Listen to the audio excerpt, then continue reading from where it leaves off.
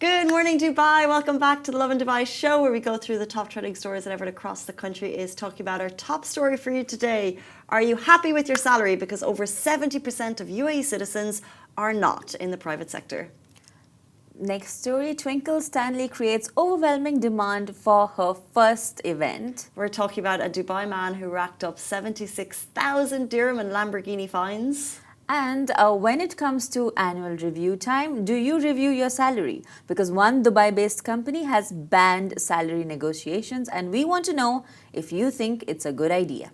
In today's rapid weather report, it's mostly sunny with temperatures ranging from 28 to 38 degrees. You'll notice Massa is not here. Thank you, Annika, for jumping in. Annika is the lady, the myth and the legend behind lots of the news stories you see, and she's been on the show many times before. Massa is sick, but you're feeling... All right, thankfully. Despite there's some sickness in your household. There is. My little nephew is sick, and he has been sick. But sometimes we think that it's just a ploy to get out of nursery. But it's nursery. Why would you go to get out of nursery? What age is he? He's 4. So technically he's in KG1 now. Yes, I've been recently alerted that he's in KG1. Oh, he's in KG1. Cute age. I'd ask you to show a photo, but I don't think it's. I don't think it's okay. Not here. When was the first time you faked sick? Actually, I'd never faked sick because I loved going to school. So sometimes my mom would ask me, "Do you want to stay home?" Because she thought it was abnormal that I didn't want to fake sick. But I would just be like, no, and I'd just run along to school. I don't think your nephew is faking sick at 4. Yeah, though. Yeah. I mean, he does cry a lot. And today he woke up at 4 a.m. and he was crying. So he's sick. It's not the first... it's not the first case. I mean, in our office, there were a bunch of people who fell sick. There is a general sickness. Feels like so many people are sick at the moment. Yeah, it feels like a climate change thing. Have you noticed that every time there's a dust storm, people fall sick the next day? I have not. Was there a dust storm? There was a mini dust storm yesterday. Or at least in my area there was, in Sports City. It's in the air. It's in the air. There's something in the air. Whenever I hear people are coming down with something, Sandra, one of our colleagues was sick last week. She was quite sick, so I was just like, I just want to make sure I've got that space. No offense. Yeah. Because there's nothing worse. And you think like, oh, someone's sick, they're at home from work, but there's nothing worse than lying in bed and feeling so sorry for yourself, and you get totally out of your routine. Yeah, totally out of everything. Like, remember back in the the COVID days, and it would get you for like a week or two, and then it would take even longer to recover? Not it. Yeah. I mean, I wouldn't know because I didn't get COVID. But yeah. Thanks. You never got COVID? I don't think so. At least, I don't think so, yeah. It's just privilege. It's just privilege. I had the privilege to stay at home and not go out and just chill. I was in India, though, so... Kirby also never got COVID. Ah. They just told me in my ear. Oh, Ujjwal didn't get COVID. Okay. Ujjwal didn't get COVID. There's a situation in Ujjwal's office when there was what? 105 people were COVID positive and you were negative? Wow. Wow, those were Seems like a false negative. I hope you were isolating anyway. Those were the days when we were tracking all of that, so... There are some people who never get the disease, but they just end up being carriers. So you just carry it around and you spread it to everybody, but you don't have it. So That was the story interesting. of Typhoid Mary. It's this old story of this lady who used to go around cooking, and she never used to wash her hands. So she would make everyone sick. So she was a carrier of typhoid, but she never had it herself. Is this So an old wives' tale, or is it no, like no, a it's an true? actual story. So people used to keep going around wondering why these children were falling sick, and no one really knew why until somebody finally directed their suspicions towards the cook. And that's when, so she was basically banned from cooking. Where was this? This was, I don't remember where, I think it was in like England or US or something like that. Typhoid Mary, it's an actual story, yeah. Wash your hands. Yeah. If anything is back, you know, keep hygiene. Just wash your Wash hands. your hands. Don't touch your face. Don't go out if you're feeling unwell. Wear a mask Wear a if you have to go out. Okay, thank you guys, everyone, for tuning in. We're lovely to see all the comments already on the live, and we'd love your comments on this story. Over 70% of UAE citizens are not happy with their salaries in the private sector. So is amortization working? A new report says 7 in 10 UAE citizens are not happy.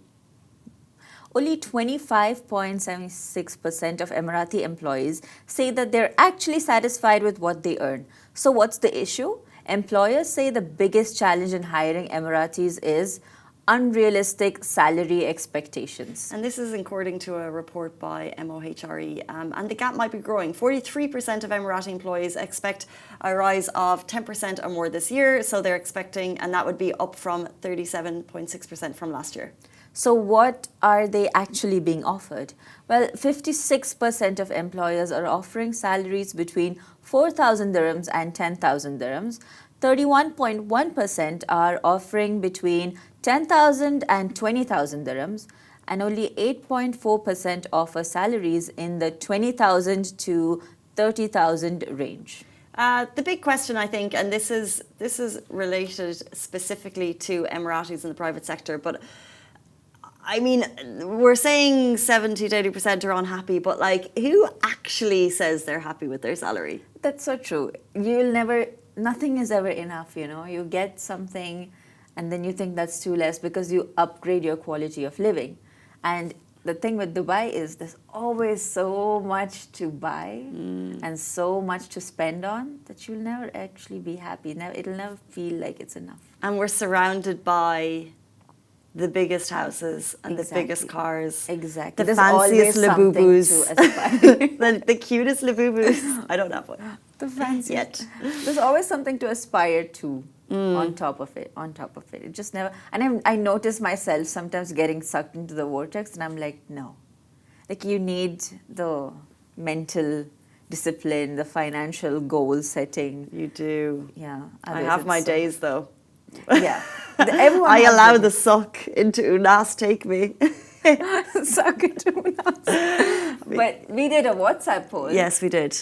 Asking people, are they happy with their salaries? The questions were, not even a little bit, it's fine, it matches my level and skill set, can't complain, it pays the bills. Oh, you can see where someone in the team has answered. And exceeds expectations, who knew? So majority are saying not even a little bit happy. But again, I think it comes down to the vortex. But there are some terrible cases of people being paid 2,000 dirhams a month. Mm-hmm. I think those salaries need to be really looked into, because sometimes that's just, I mean, I don't think 2,000 dirhams a month is enough for anyone. Mm-hmm. And then, oh my God, there are companies that cut salaries based on if you come in late. If you, every time you come in late, they cut out some amount of your salary. Oh my gosh. And things like that. And it gets really hard. Yeah. So I feel like that's a different ball game. Yeah. Different kettle of fish. I know some schools who were a bit like, if you took some leave, then your salary would be taken. Exactly. And that would obviously affect your bottom line massively. But we're going to talk a little bit later about salary negotiations in the workplace, and if you do it versus if you don't do it. But before we get there, a happy local story. Yeah, a little twist into, if you're not happy with your salary, what can you do? Probably start your own social media thing, like Twinkle Stanly did, because she had overwhelming demand for her first event. So Twinkle Stanly hosted an event on May 18th to discuss all things social media. She shared the invite link and hoped for the best. And plot twist, the event turned out to be totally oversold in just 24 hours. So what was supposed to be a 1-hour event turned out to be a 3-hour social media workshop where she shared her personal experiences and tips and tricks. How amazing. I'm really happy for her. I think because a lot of us saw, she just started popping up in so many videos because she had such interesting perspectives, interesting takes on so many things. So to be able to see her do this, reach a point where she has an oversold event, it's really cool. But it also says something about our Dubai society in general. People are jumping into the social media. Social media is genuinely looking like a viable career option. So that's very interesting. You're right. It's so interesting because I think Twinkle does everything so naturally. Yeah. And I think her talent is that her stories are always so raw and they seem so unfiltered and so genuine. Yeah. And it's her thoughts Yes. outside, which is just perfect. Yeah, because she has great thoughts. She has great thoughts. And can everyone do what she does? I guess that's what everyone is trying to learn last night. And building a community where you can ask questions and you've got someone that a great role model to look up to. And it's just a nice thing because sometimes like Dubai, there's this like flashy side of the city and, you know, you would wonder what's it like behind the scenes. Are people competitive and is it a rat race? But Twinkle is using her platform for good, which is really nice. It's really nice. Yeah. What's not really nice is a man who racked up 76,000 in Lamborghini fines. What a segue. So, a Dubai resident learned the hard way that luxury comes with a price tag and consequences. So, according to Akhbarna News, the man rented a Lamborghini Urus for 37 days at 1,000 dirhams per day. But he only paid 565 dirhams. So he only paid 565 in total? Yep. Wow. Yep. But while doing this, he also accumulated 2,180 dirhams in traffic and salik fines and then ghosted the rental company. Okay, the company took the issue to DCD, Dubai Civil Court, presented the signed agreement and record of all unpaid dues. However, the renter failed to appear in court and the court has now ruled in favour of the company, ordering the renter to pay a total of 76,572 dirham. Why are you renting it if you can't afford it? See, that's so the Dubai cheeky. vortex I was talking about. You always get sucked into looking like you do something that you can't afford. I want to go back over this. So he rented the car for 37 days at 1,000 per day. 37,000 dirham. Fast math. But he only paid, we've struggled with maths recently on the show and I've been way off with some numbers, but I'm pretty sure that one. Yes, but 1,000 into 37. Thank you very much. But he only paid 565 dirham. I would have thought that they would have put a stricter deposit on any renter of something of that price. 100%. I'm sure they should have. I hope they did. But now they get 76,000. But if he's not there, how are they going to find him? Yeah, I don't know. We don't know if it's a resident or a tourist. The supercar for clout thing is very interesting. I was at a nice hotel over the weekend and I saw a nice car in, you know, the valet section. They keep the nicest ones out front.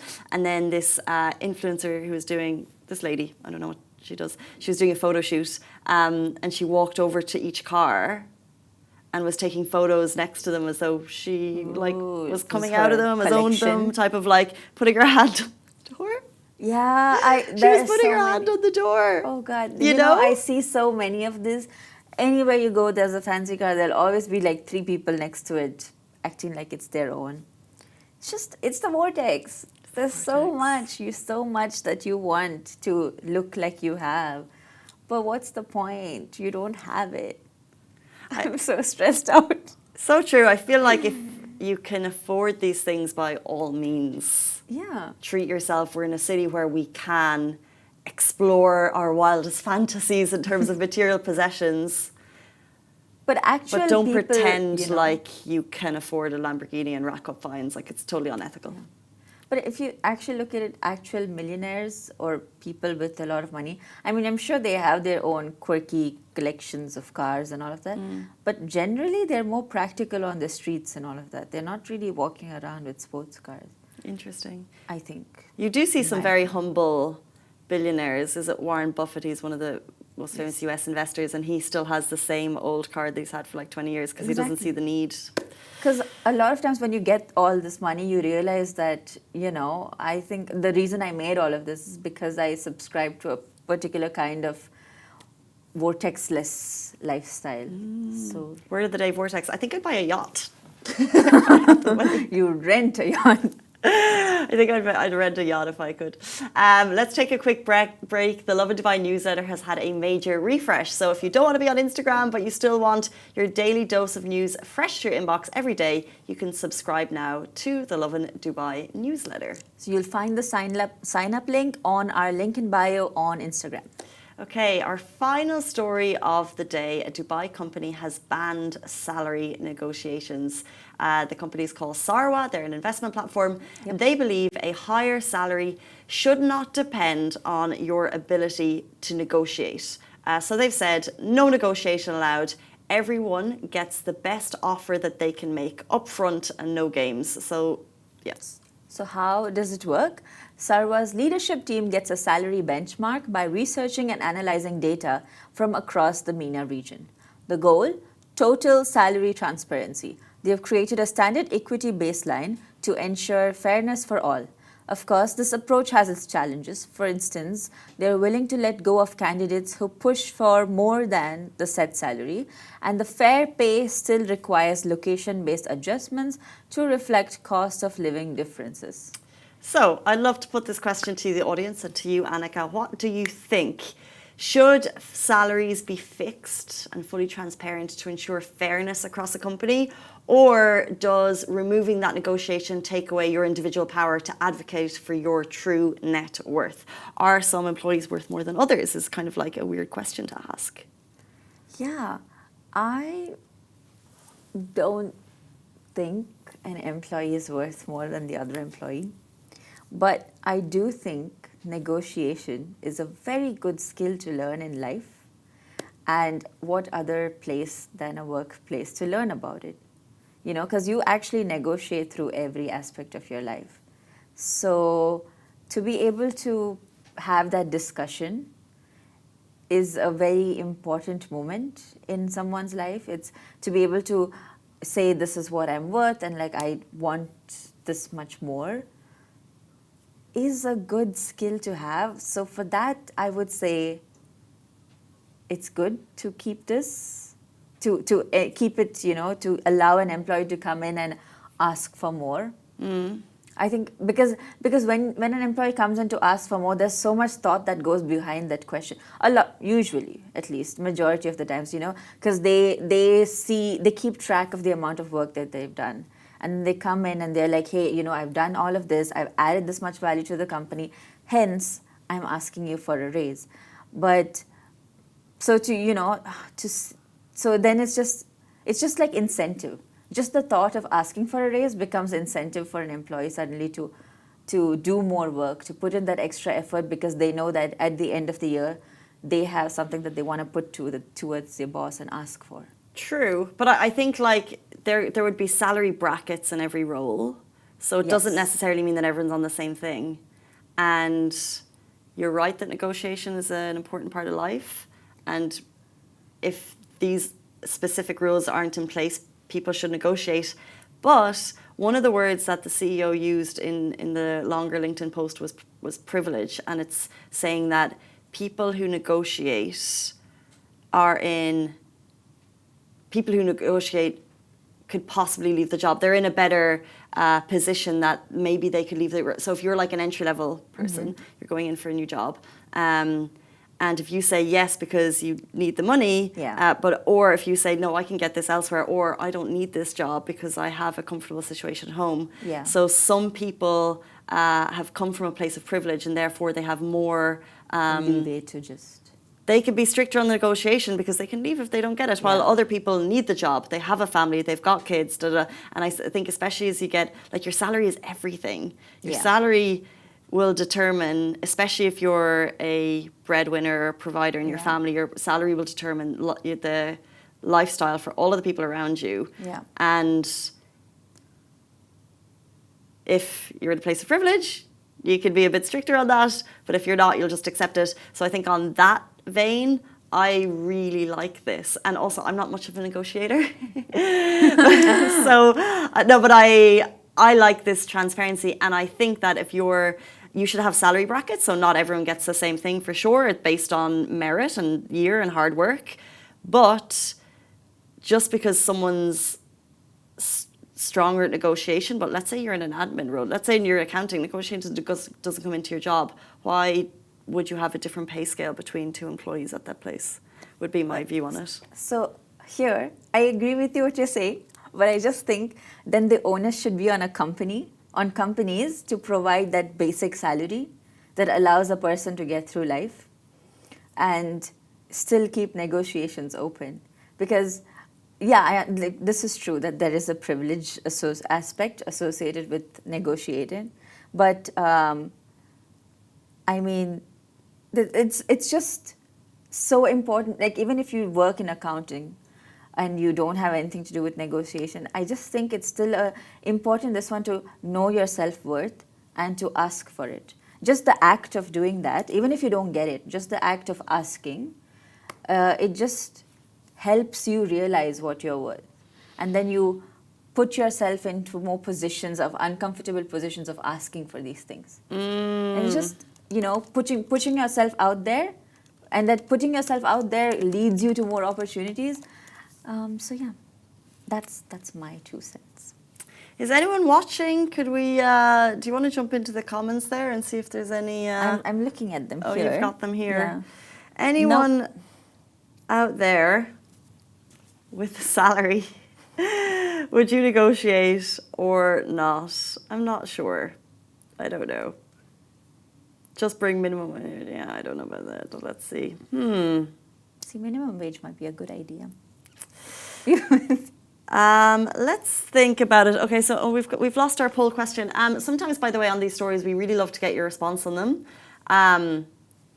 So we put the question on our WhatsApp. We might also put it on our Instagram story. So if you ever like to get involved in the conversation, please feel free to. Yeah, jump in. We're getting some messages from the guys behind the screens as well. Kirby, what's up?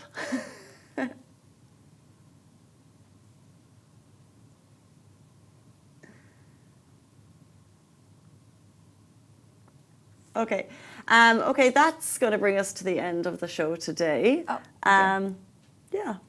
Thank you. Thank you for joining me. Thank you for having me. And guys... listening to my random thoughts. And listening to Lovin Dubai News. Thank you so much for tuning in. We'll be back here with you tomorrow morning, same time, same place. Have a beautiful day. Bye-bye.